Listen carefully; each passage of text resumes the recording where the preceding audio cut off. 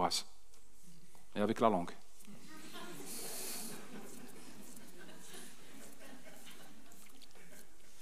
Oui. Il y avait une question. Oui, il y a quelqu'un.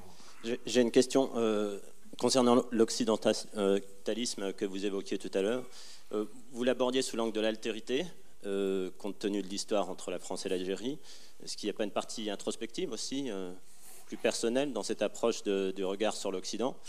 Certes, la France n'est pas tout l'Occident, mais il y a une histoire assez tourmentée entre la France et l'Algérie. Et regardez l'autre, quelle est la part aussi qui vous regarde vous-même, en fait?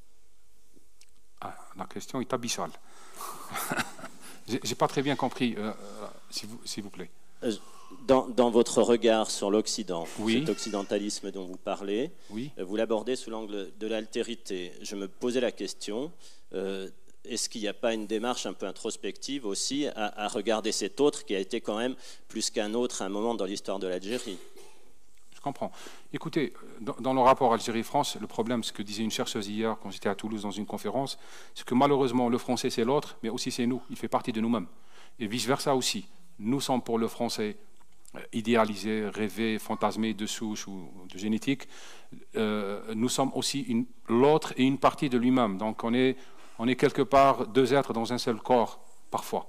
Et ça rend un petit peu le rapport, c'est vrai, difficile. C'est vrai que peut-être j'investis cette question d'altérité de par mon histoire. Donc, c'est une réflexion sur l'autre, conditionnée aussi par une histoire. Je suis tout à fait d'accord. Vous savez, les Algériens, ils regardent tout l'Occident à travers la France. L'Occident, c'est une France gigantesque qui ne parle pas français. Donc, c'est à peu près cette image aussi qu'on a. On n'arrive pas à comprendre autre chose. On me posait la question sur la guerre civile. J'en fais le reproche à ma propre personne. Nous sommes plus intéressés par l'histoire française, alors que la guerre civile nous imposerait de nous intéresser à l'histoire espagnole, immédiate. Je veux dire, Franco, les disparus, la guerre civile, la mémoire, etc. Alors, ce sont des thématiques qui nous importent immédiatement, alors qu'on ne s'intéresse pas à ça. Pour nous, l'autre, c'est la France. Et c'est vrai que ça conditionne aussi toute ma réflexion sur comment est l'autre. Peut-être ça radicalise aussi ma position, peut-être ça biaise mon approche de l'autre, etc. Donc, c'est vrai que c'est difficile de nous dégager aussi de l'histoire que nous avons subie et qui est tout à fait personnelle. Donc, oui, vous avez raison. Dernière question. Peut-être une dernière intervention, une question, commentaire, sinon...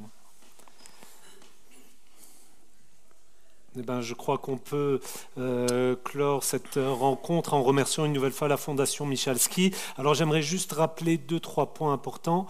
Kamel Daoud interviendra au théâtre de Vidi après-demain, lundi 12 novembre à 18h30, je crois, pour une conférence.